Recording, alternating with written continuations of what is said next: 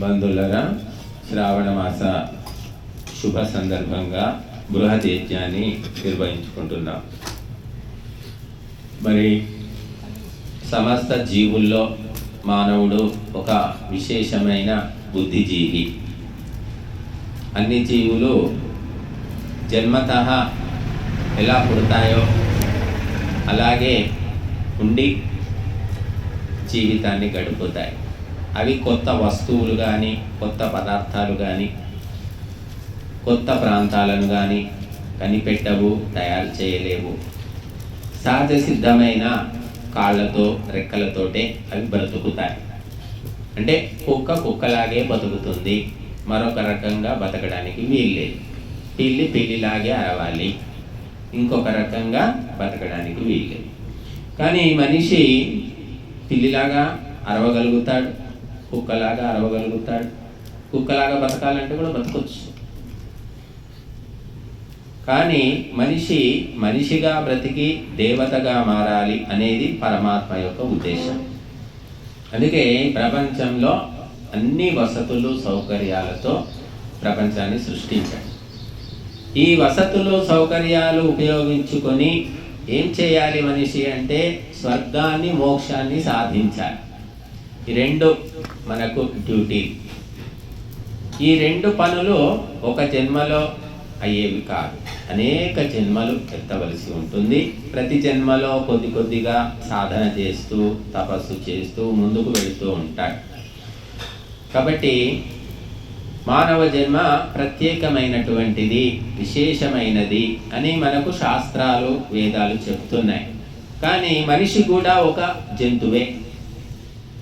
Man is social Animal అంటున్నారు వీళ్ళు, English చదువులు చదివిన వాళ్ళు. అంటే ఒక సామాజిక ప్రాణి, జంతువు మనిషి కూడా.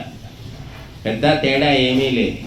ఈ స్వర్గము, మోక్షము, పునర్జన్మలు, పుణ్యము, పాపము, ఈ కాన్సెప్ట్ ఏమీ లేదు ఇప్పుడు చదివే చదువుల్లో. అందుకే మన పిల్లలంతా అలా తయారవుతున్నారు.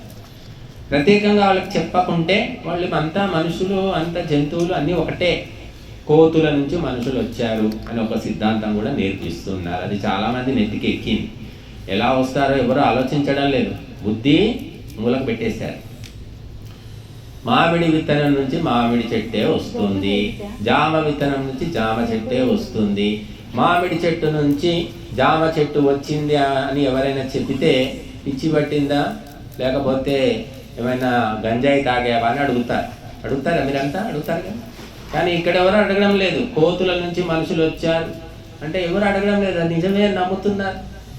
కోతుల నుంచి మనిషి ఎలా వస్తుంది? క్రమంగా పరిణామం చెందాడు. మరి క్రమంగా మామిడి చెట్టు, జామ చెట్టు ఎందుకు కావట్లేదు? చింత చెట్టు, వేప చెట్టు క్రమంగా ఎందుకు కావట్లేదు? మన తాత ముత్తాతలు ఎప్పటి నుంచో ఏ చెట్టు ఎలా ఉండాలో, ఏ విత్తనానికి ఏది మొలవాలో అదే మొలుస్తుంది కదా. ఎవరు ఆలోచించట్లేదు, మేధావులు ఆలోచించట్లేదు, సామాన్యులు ఆలోచించట్లేదు. ఇంకా భగవంతుని సృష్టి లోపల ఒక నియమం ఉన్నది.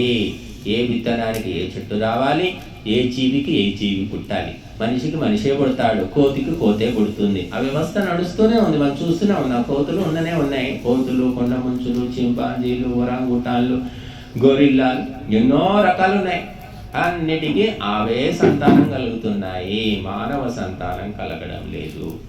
కనుక ఇది బుద్ధినాశనానికి చిహ్నం. నమ్మడమే బుద్ధినాశనం అన్నమాట. కాబట్టి మనిషి ఎవరు అంటే పరమాత్మ యొక్క ప్రియమైన పుత్రుడు. కాబట్టి పరమాత్మ వారసత్వాన్ని నిలబెట్టాలి. ఎవరైనా సీతారాములు, రుక్మిణీ కృష్ణులు, వీళ్ళందరికీ కూడా సంతానం వాళ్ళ వారసత్వాన్ని నిలబెట్టినట్టుగా మన చరిత్రలో చూస్తాం. ప్రతి ఒక్క తల్లిదండ్రులు కోరుకుంటారు తమ వారసత్వాన్ని నిలబెట్టాలి. అంటే దొంగతనం చేసే తల్లిదండ్రులు కూడా నా సంతానం దొంగతనం చేయాలని కోరుకుంటారు. ఈనాడు మనం చూస్తున్నాం, తాగుబోతు తల్లిదండ్రులు పిల్లలకు చిన్నప్పటి నుంచే తాగుడు అలవాటు చేస్తున్నారు. నా కొడుకు కూడా తాగాలి, ఈ సుఖాన్ని పొందాలి, ఈ అనుభవం పొందాలి అని కోరుకుంటున్నారు. అలాగే భగవంతుడు నిరంతరం ఆనందంలో ఉన్నాడు కాబట్టి మనందరం కూడా ఆనందం పొందాలి, మోక్షం పొందాలి, శాంతిని పొందాలని కోరుకుంటున్నాడు. అందుకు తగిన వ్యవస్థ ఏర్పాటు చేశాడు. యజ్ఞం చేయండి అని చెప్పాడు.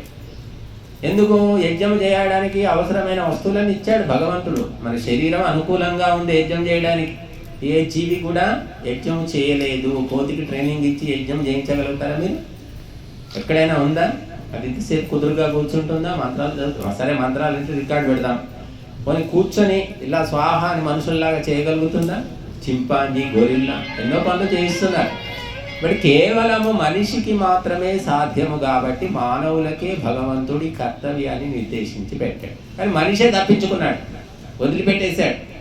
మిగతా జీవుల్లాగా బతుకుతున్నాడు. మిగతా జంతువులు, మృగాలు, పక్షులు ఎలా బతుకుతున్నాయో మనిషి అలాగే బతుకుతున్నాడు. కాబట్టి మనిషి కూడా ఒక సోషల్ ఎనిమల్ అన్నారు.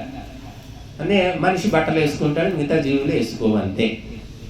ఆహార నిద్ర భయమైథునంచ సామాన్యమేతత్ పశుభిర్నరాణం ధర్మో హి తేషాం అధికో విశేషం. ధర్మం అనేది మాత్రమే పశువులకు మనకు తేడా. పశు ధర్మం ఉంది, పక్షి ధర్మం ఉంది, కానీ మానవ ధర్మము అన్నిటికంటే ఇంకా గొప్పది, విశాలమైనటువంటిది. కనుక ఆ ధర్మాన్ని మనం మర్చిపోవడం వల్ల మనిషి దిగజారిపోయి ఈనాడు కుటుంబ సభ్యులు కూడా శాంతిని ఇవ్వలేకపోతున్నారు. కుటుంబం అంటే శాంతి నిలయం అనుకునేవాళ్ళు. ఇప్పుడు కుటుంబాల్లో కూడా శాంతి ఉంటుందా ఉండదా, ఇంటికి వస్తే సుఖంగా నిద్ర పడుతుందా పట్టదా ఎవరు చెప్పలేరు గ్యారెంటీ. అటువంటి వాతావరణం ఎందుకు ఏర్పడిందంటే మనిషికి ప్రధానమైన ధర్మాన్ని, మానవ ధర్మాన్ని వదిలిపెట్టాం కాబట్టి. ఆ పాఠం ఏ పాఠశాలలో, కళాశాలలో ఎవరు చెప్పడం లేదు. ఆ పాఠాలు ఇంగ్లీష్ చెప్తున్నారు, సైన్స్ చెప్తున్నారు, సోషల్ చెప్తున్నారు, అన్నీ చెప్తున్నారు. మానవత్వము అంటే మానవ ధర్మం ఆ పాఠం ఎవరు చెప్పట్లేదు. కాబట్టి పిల్లలే తల్లిదండ్రులు వదిలించుకుందామని చూస్తున్నారు. తల్లిదండ్రులే పిల్లల్ని తరిమేసి ఎక్కడో అమెరికాకు పంపించాలని చూస్తున్నారు. ఇవన్నీ కూడా మానవత్వానికి విరుద్ధమైన కార్యాలు. కాబట్టి మనము తెలుసుకొని, ధర్మ గ్రంథాలను తెలుసుకొని, ధర్మాలను తెలుసుకొని ఆ ప్రకారంగా నడుచుకుంటేనే శాంతి సౌభాగ్యాలు విలసిల్లుతాయి. అందుకోసము ఈ యజ్ఞ కార్యక్రమము ఈ శ్రావణ మాసంలో ప్రత్యేకంగా విశేషంగా చేస్తున్నాం. మనం పుట్టినరోజు అంటే విశేషంగా చేసుకుంటారు. ఎవరు రావద్దు పుట్టినరోజు నాడు అన్ని తలుపులు పెట్టుకొని నేనే మంచి ఆహారం తిని పడుకుంటాను అని ఎవరు అనుకోరు. పెళ్లి రోజు కూడా అయ్యో పెళ్లికి అందరు రావాలి అని కోరుకుంటారు. నా పెళ్లికి ఎవరు రావద్దు, చెట్టు కింద మేము ఇద్దరం కలిసి పెళ్లి చేసుకుంటాం, ఎవరితో మాకు సంబంధం లేదని ఎంత తెలివి తక్కువ వాడైనా ఒక 10 మందిని మెచ్చుకుంటాడు. ఇలాగా యజ్ఞము కూడా దేవతలకు మనం సమర్పించే ఆహుతులు, దేవతలకు విశేషంగా ఇవ్వాలి, అధికంగా ఇవ్వాలి అనే కోరికతోటి ఇక్కడ మనం విశేషమైన వస్తువులు సమర్పిస్తున్నాం. ఇక్కడ భక్ష్యాలు అంటే కొన్ని ప్రాంతాల్లో పోలేలు అంటారు, బొబ్బట్లు అంటారు, అవి హోమంలో సమర్పిస్తున్నాం. తర్వాత లడ్డూలు సమర్పిస్తున్నాం, అలాగే పరమాన్నం సమర్పిస్తున్నాం. ఇవన్నీ మనిషి తింటాడు, మనిషి తింటే మనిషికే పరిమితం. కానీ అగ్నిహోత్రంలో సమర్పిస్తే దేవతలందరికీ, జీవులందరికీ, లోకాలందరికీ చేరుతుంది. కాబట్టి ఇటువంటి కార్యక్రమాలు పెద్ద ఎత్తున చేసినప్పుడు మనిషిలోని స్వార్థము, లోభము, దురాశ ఇవన్నీ కూడా బూడిదైపోతాయి. కాబట్టి పెద్ద మొత్తంలో ఎవరు చేయట్లేదు. ఏ ఫంక్షన్ అయినా సరే బంధువులను, మిత్రులను అందరినీ పిలుచుకుంటున్నారు, ఏమేమో చేస్తున్నారు, కానీ అసలైంది మాత్రం పక్కన పెట్టేశారు. మీరు ఎన్ని రకాల రుచికరమైన వంటలు వండినా ఉప్పు వేయకుంటే అది ఎవరూ తినరు. ధర్మం అనే దాన్ని పక్కన పెట్టి మీరు జీవితం ఎంత గడిపినా కూడా, ఎన్ని 100 ఏళ్ళు బ్రతికినా కూడా భగవంతుని రికార్డులోకి మాత్రము మన పేరు ఎక్కదు. కాబట్టి అది తెలుసుకొని సాధ్యమైనంత ధర్మ కార్యాలను మన జీవితంలో భాగం చేసుకునే ప్రయత్నం చేయాలి. పెళ్లి రోజు చేసుకోండి, ఎవరొద్దంటున్నారు, పెళ్లి చేసుకోండి, పుట్టినరోజు చేసుకోండి. దానితో పాటుగా అగ్నిహోత్రం అనే ఉప్పు ఒకటి అందులో చేర్చుకోండి. అప్పుడు అది సఫలం అవుతుంది. లేకపోతే అది కేవలము ఒక ఆడంబర కార్యక్రమము, అహంకార కార్యక్రమం తప్ప మరొకటి కాదు.